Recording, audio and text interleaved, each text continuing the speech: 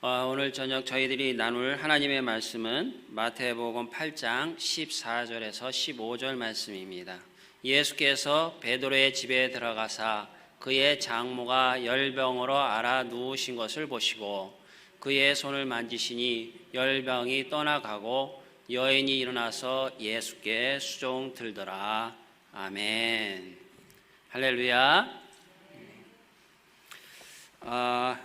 우리 한국인은 여러 가지 특징이 있지만 그 중에 하나가 이 손의 감각, 촉각이 참 뛰어납니다.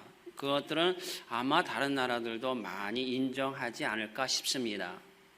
서양 사람은 사물을 눈으로 지각하고 한국 사람은 손바닥으로 지각한다라는 말도 있습니다.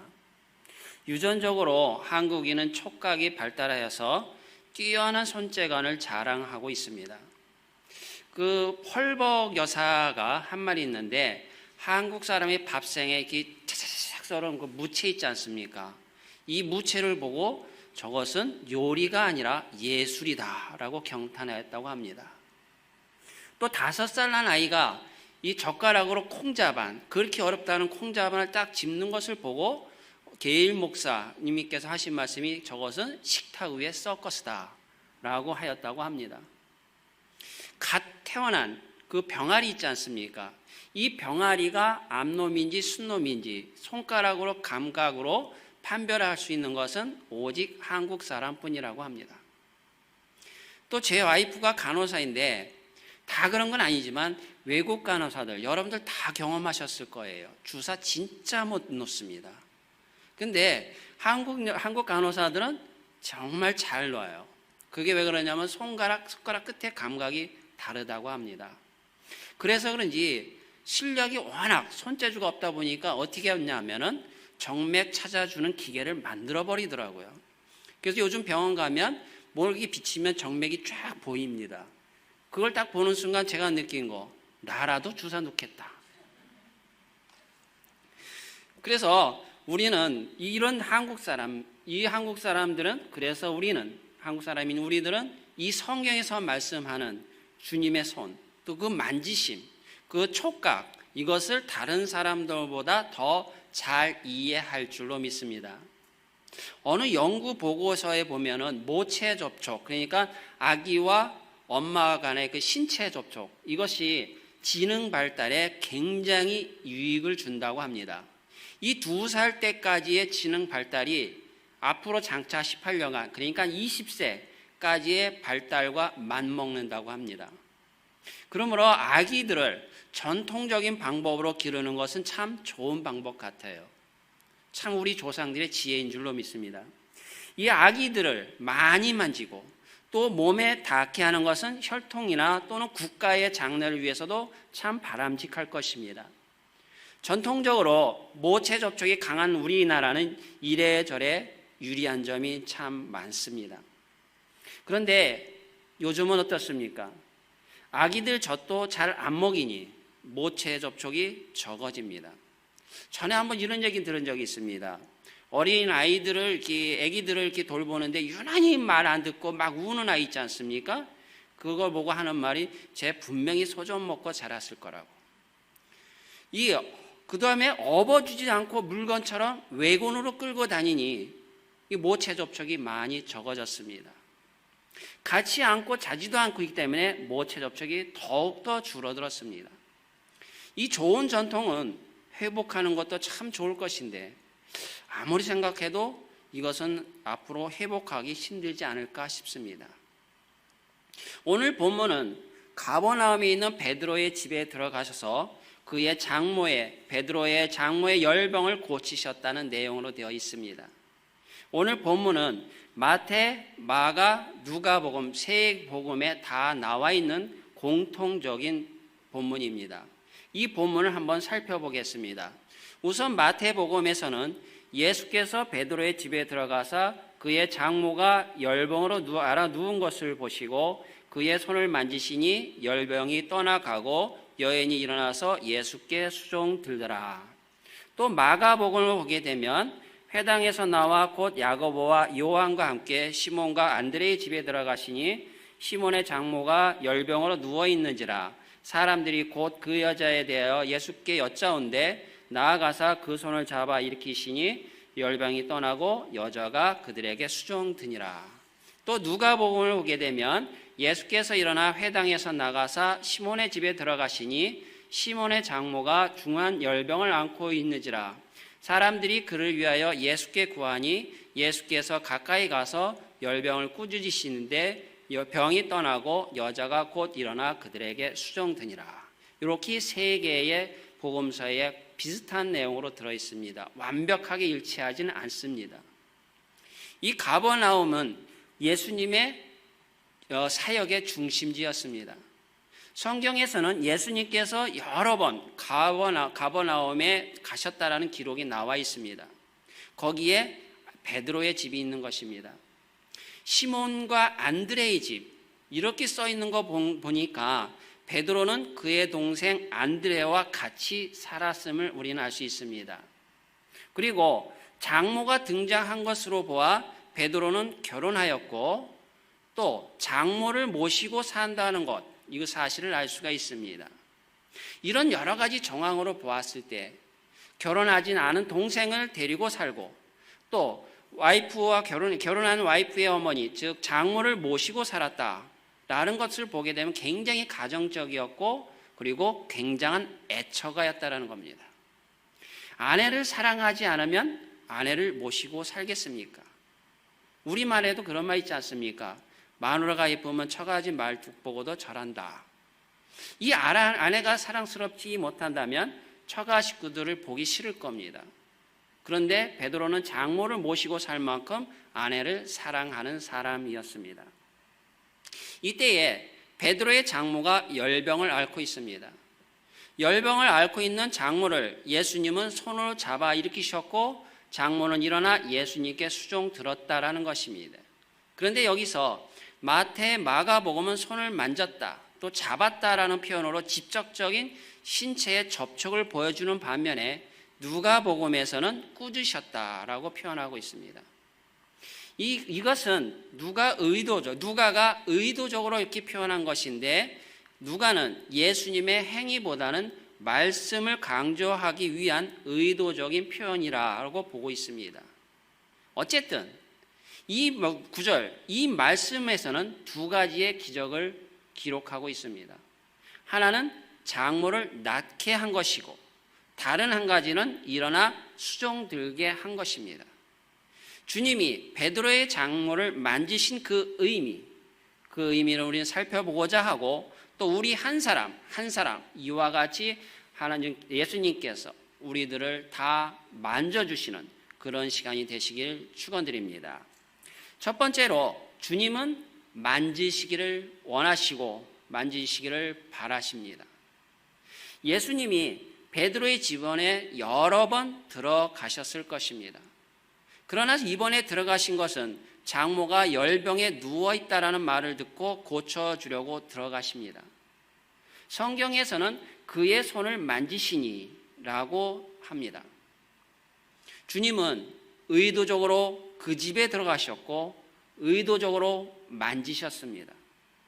주님은 장모의 손을 만지기를 원하셨습니다. 주님이 만지신 것은 그것은 바로 사랑의 표현인 것입니다. 주님의 손은 사랑의 손입니다. 주님의 손은 치유의 손인 것입니다. 그리고 은총의 손입니다. 마태복음 9장을 보면은 예수님께서 두 소경을 만나셨을 때 기록하고 있습니다. 예수님께서 소경들에게 예수님께 보게 해달라고, 눈으로 보이게 해달라고 요청하셨을 때 그들의 눈을 만지시며 이르시되 너희 믿음대로 되라고 하셨습니다. 마태복음 20장에는 또 다른 소경들이 고쳐달라고 했을 때에 그들의 눈을 만지시니 곧 보게 되어 그들이 예수를 따르니라고 써 있습니다. 성경은 예수님께서 손을 내밀어 혹은 손을 대시며 낫게 하신 것을 많이 기록하고 있습니다. 예수님께서 야이로의 딸을 살리실 때에 손을 잡으시고 일어나게 하셨습니다. 베드로가 물에 빠졌을 때에 손을 내밀어 그를 잡으시고 건져주셨습니다. 그리고 변화산에 함께 올라갔던 제자들이 무서워 떨고 있을 때에 예수님께서 손을 대시며 일어나라, 두려워 말라고 하셨습니다. 변화산에서 내려오셔서 간질병 걸린 아이의 손을 잡아 일으키시니 아이가 일어났습니다. 예수님이 만난 귀먹고 어눌한 자에게 예수님은 그의 손에 손을 대시며 에바다라고 하셨습니다. 예수님이 겟세마네 동산에서 기도하신 다음에 잡으러 온 사람 중에 대제사장의 종 말고의 귀를 베드로가 쳤습니다.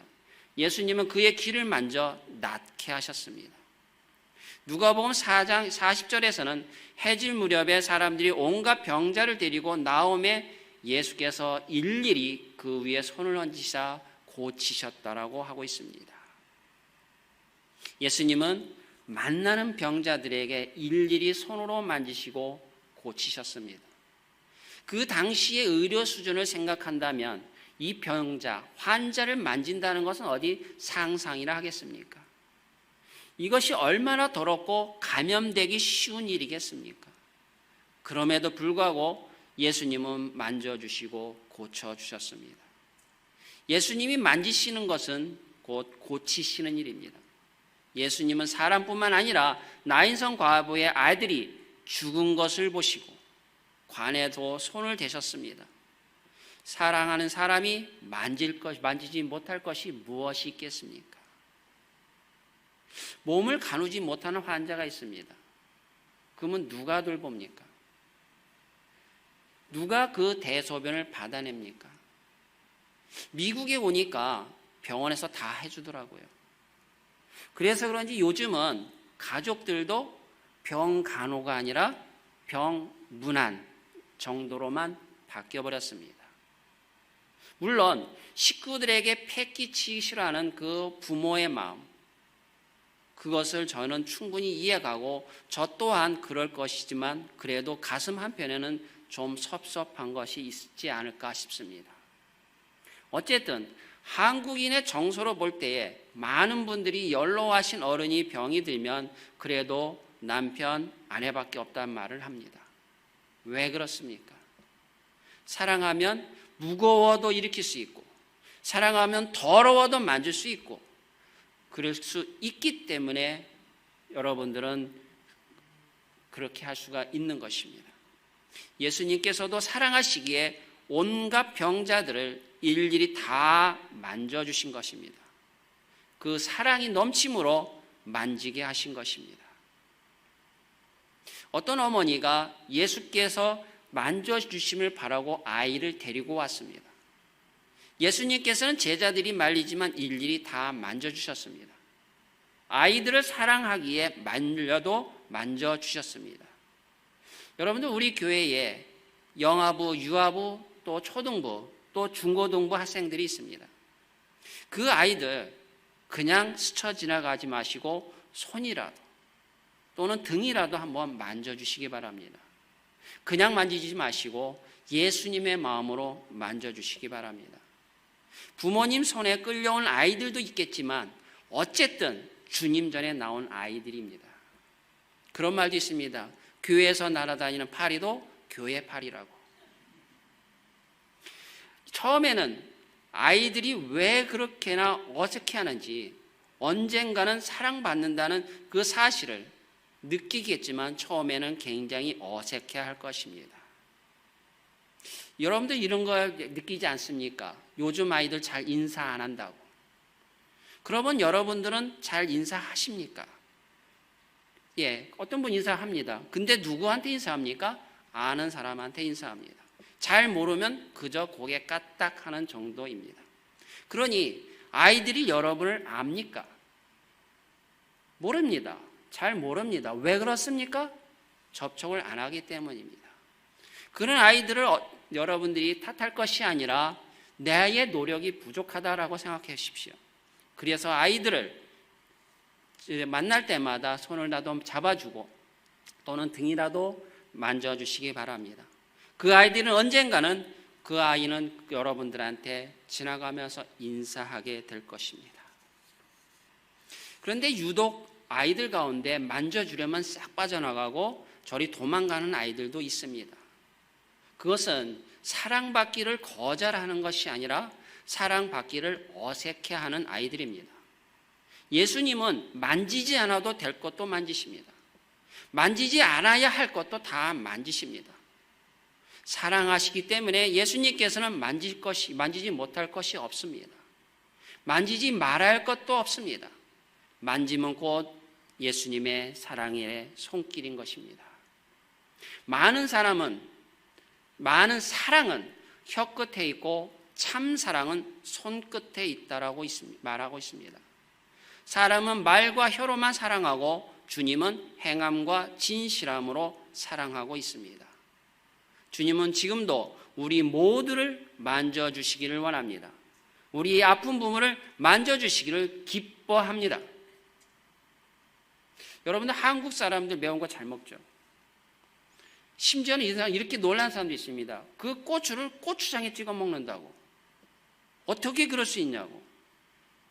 외국인은 이 맛을 이해를 못합니다. 또 이런 거 있죠. 뜨거운 물에 들어가면 시원하다고 몸을 담굽니다. 또 노래방 가서 고래고래 소리 지르면 노래 부릅니다. 왜 그렇게 합니까? 속이 편안해지고 몸이 가벼워지고 후련하기 때문입니다. 여러분들 속이 후련해지길 원하십니까? 그러면 아멘을 크게 하십시오. 두 번째로 주님이 만지시면 병이 떠나고 일어납니다. 14절 하반부를 보게 되면 그의 장모가 열병으로 앓아 누웠다라고 되어 있습니다. 이 부분 앓아 누웠다, 이 부분이 주석마다 약간 해석이 다릅니다. 마태, 마가복음은 오래 앓아 누워 있었다기보다는 갑자기 앓아 누운 걸로 해석되고 있고, 누가복음에서는 이 의사인 누가 입장에서 본 아주 그쪽 지역에 있었던 풍토병의 일종으로 굉장히 중한 열병으로 보고 있습니다. 이것을 우리는 누가 입장에서 볼 때에 좀 더 신빙성이 크지 않을까 싶습니다. 어쨌든 누가 입장으로 볼 때에 이 병의 심각성을 의미합니다. 오래 시달리고 있는 괴로운 상황을 적고 있습니다. 그리고 15절 중간 부분을 보면 열병이 떠났다라고 되어 있습니다. 이 말은 원어상으로 병이 완전히 떠난 것을 의미합니다. 병에서 일어나고 다시 앓아 눕지 않았다라는 것을 뜻합니다. 이 말은 예수님의 완전한 치유의 결과를 의미하는 것입니다. 주님이 만져서 낫게 했다는 그 말, 이 말 성경에 많이 나옵니다. 위에서도 말씀드렸지만 야이로의 딸도, 소경의 눈도, 그 다음에 간질병 들린 아이도, 또 어눌한 사람도 다 만짐으로 나았습니다. 모든 병자를 만져서 낫게 했었습니다. 예수님 만지시면 어떤 병이든 어떤 형편이든 다 나을 줄로 믿습니다. 예수님과는 이 격이 다르지만, 떨어져도 격이 떨어지지만 한참 떨어진 저의 경우 여러분은 아시겠지만 뭔가를 잘 고치고 잘 만드는 편입니다. 그래서 만약에 교회를 개척한다면 교회 이름을 고침의 교회라고 하려고 합니다. 그래서 어떤 분은 저를 맥거이버라고도 하고 마이다스의 손이라고도 합니다. 여러분, 마이다스의 손의 반대말이 뭔지 아세요? 마이다스의 반. 어떤 분은 마이다스의 발이라고 하더라고요. 그게 아니고 마이너스의 손이라고 하죠. 우리 와이프는 마이너스의 손입니다.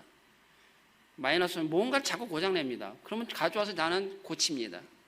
그래도 괜찮습니다. 예쁘니까. 이 마이너스의 손을 가지신 대부분의 성도님들이 뭔가 고쳐달라고 가져오시곤 합니다. 마이다스의 손. 이 예수님의 손은 이 마이다스의 손에 비할 바가 아닙니다. 예수님은 만지시면 가장 좋은 상태로 돌아가게 됩니다.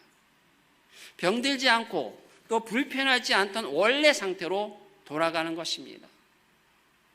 예수님이 고치시는 것은 원래 상태로 회복하는 겁니다. 구약의 하나님의 손은 위로하시고 힘을 주시고 고쳐주는 손이십니다.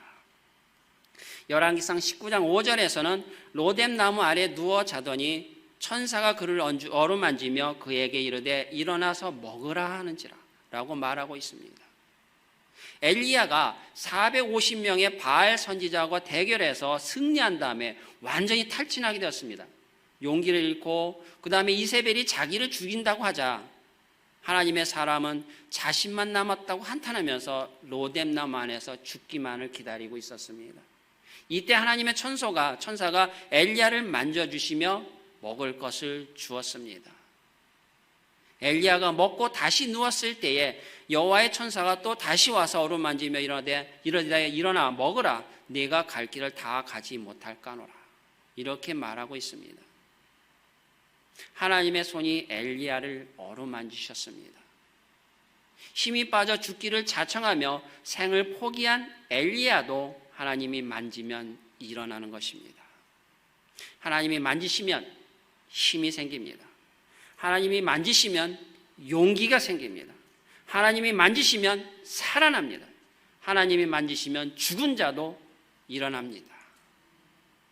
그리하여 우리 영혼이 살고 육체가 강건할 줄로 믿습니다. 하나님께서 예레미야에게 말씀하실 때를 한번 보십시오. 예레미야 1장 9절에서 말합니다. 여호와께서 그의 손을 내밀어 내 입에 대시며 여호와께서 내게 이르시되 보라 내가 내 말을 내 입에 두었노라. 즉 하나님의 만지심은 말씀을 회복하게 합니다. 하나님의 손은 권능의 손입니다. 모든 것을 능치 못하실 리 없는 손이십니다. 하나님이 손을 대시면 낫게 하시고 용기 주시고 보호하십니다. 여러분들의 영혼이 죽어가십니까? 주님의 만지심을 간구하십시오. 여러분의 육체가 병들고 피곤합니까? 주님의 만지심을 바라십시오. 만지시면 회복되고 건강해지게 됩니다. 세 번째로 주님이 만지시면 일어나 섬기게 됩니다. 15절 하반부 말씀입니다. 여인이 일어나 예수께 수종 들더라. 자, 예수님이 만지시면 일어납니다. 그런데 그리고 일어나는 그 목적이 무엇이겠습니까? 바로 예수님을 수종 들더라. 즉 섬기는 것입니다. 주님은 섬기게 하시려고 낳게 하시고 일어나게 하셨습니다. 예수님께서 만지시면 반드시 일어납니다. 그런데 일어나야 할 목적이 분명해야 하는 것입니다. 분명히 목적이 있어야만 일어날 수가 있습니다. 우리 모두가 병이 낫고 건강해야 합니다. 그런데 나야 하는 목적이 분명해야 합니다. 건강해야 하는 목적이 분명해야 합니다. 우리 모두 부자가 되어야 합니다. 그런데 돈을 많이 벌어야 하는 목적, 그 목적이 무엇이냐는 것입니다. 우리 모두 공부를 잘해야 합니다. 좋은 대학 들어가야 합니다. 그런데 공부 잘해야 하는 목적, 그 목적을 분명히 해야 하는 것입니다. 예수님은 우리의 목적을 보시고 만지십니다. 만지시면 목적이 분명해지는 것입니다. 사울은 예수 믿는 사람들을 잡아오기 위해서 다메섹으로 가다가 예수님을 만났습니다. 그는 밝은 빛을 보고 눈이 어두워져서 눈을 감은 채로 다메섹에 들어갔습니다. 예수님께서는 숨은 제자 아나니아에게 사울을 찾아가서 눈을 만져주기를 원하셨습니다. 아나니아가 사울의 눈을 만졌을 때 그의 눈이 떠졌습니다. 그냥 그의 눈이 떠져 보이게 된 것이 아니고 그것이 단순히 육체적인 것이 아니고 영혼의 눈이 떠져서 예수님을 보게 되었고 복음을 보게 된 것입니다. 이방인을 위한 사도도 전 세계를 향한 복음의 일꾼이 되었습니다. 예수님은 사울이 이방인의 사도가 될 것을 보고 그리고서 만지신 것입니다. 예수님이 승천하신 다음에 베드로와 요한이 성전에 가다가 미문에 앉아 구걸하던 한 장인을 보게 됩니다. 베드로가 구걸하는 그에게 은과 금은 내게 없거니와 내게 있는 것은 이것을 내게 주노니 나사렛 예수 그리스도의 이름으로 일어나 걸으라 하고 그를 잡아 일으켰습니다. 그는 일어나서 무엇을 했습니까? 찬미하며 기뻐하며 성전에 들어갔습니다. 일어날 만한 자격과 가치가 있는 것입니다. 예수님은 일어나는 목적을 보고 낳게 하십니다. 나중을 보고 현재를 낳게 하십니다. 일어나면 섬길 수가 있습니다. 아니, 일어나면 섬겨야 합니다. 섬기기 위해서 일어나게 하실 것입니다. 이것이 주님의 목적인 것입니다. 섬김은 죽은 자를 일으키게 합니다. 섬기는 자는 일어나고 일어나는 자는 섬기게 됩니다. 스코틀랜드 가정의 표어, 가정 표어 중에 이런 것들이 있다고 합니다. 봉사하기 위하여 구원받았다. 우리가 구원받은 것은 섬기기 위해서입니다. 우리가 고침받은 것은 무엇입니까? 섬기기 위해서입니다. 우리가 일어난 것은 무엇 때문입니까? 섬기기 위해서입니다. 잘 섬기는 사람이 잘 사는 겁니다. 돈 많은 사람이 잘 사는 거 아닙니다. 하나님 말씀대로 예수님의 뜻대로 잘 섬기는 사람이 잘 사는 겁니다. 또한 잘 섬기는 사람이 이기는 자이고 승리하는 사람입니다. 프랑스와 드살르라는 사람이 말하기를 큰 덕행은 설탕과 같고 작은 성실은 소금과 같다라고 합니다. 설탕은 탁월한 맛을 가지고 있지만 그 사용 빈도는 적습니다. 그러나 소금은 어디서나 찾아볼 수 있습니다. 큰 덕행은 드물게 발생하는 것이지만 작은 섬김은 날마다 있어야 한다는 것이죠. 즉 설탕보다 소금이 더 값어치 있다는 것입니다. 우리는 매일 작은 섬김으로 삶을 살아야 할 것입니다. 소금과 같이 많이, 설탕과 같이 많은 것은 아니지만 소금과 같이 꼭 필요한 삶을 살아야 할 것입니다. 사랑하는 성도 여러분, 우리는 날마다 살아야 하고 일어나야 하고 섬겨야 하는 것입니다. 말씀을 정리합니다. 고든 맥도날드의 친밀함을 향한 마음이란 책에 나오는 이야기입니다. 이 미국이라는 나라는 워낙 거대한 나라라서 동부의 아팔라치아 산맥과 서부의 로키 산맥을 제외하고는 이 중부에는 거의 산이 없습니다. 아팔라치아 산맥을 여행하는 한 여행자가 나무로 작은 개들을 아주 멋지게 조각하는 한 장인을 지켜보고 있었습니다. 너무나 잘 조각을 하고 있습니다. 그 여행자는 물어봤습니다. 당신은 어떻게 그렇게 개들을 잘 조각할 수 있습니까? 놀랍습니다. 그러면서 그 작품에 굉장한 감탄을 보였습니다. 근데 그 장인이 하는 얘기, 개가 아닌 부분은 다 깎아내버립니다. 이렇게 대답하였다고 합니다. 예수님은 우리를 깎으시는 분이십니다. 우리를 깎아 주님의 형상으로 만드시는 분이십니다.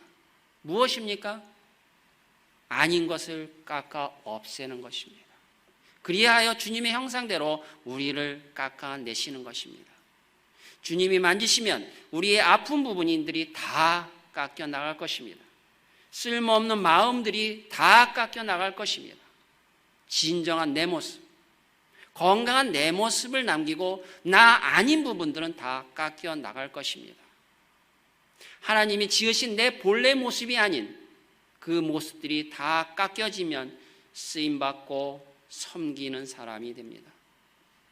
주님이 나를 만져주시면 나를 낫게 하시고 나를 일어나게 하시고 섬기는 자가 됩니다.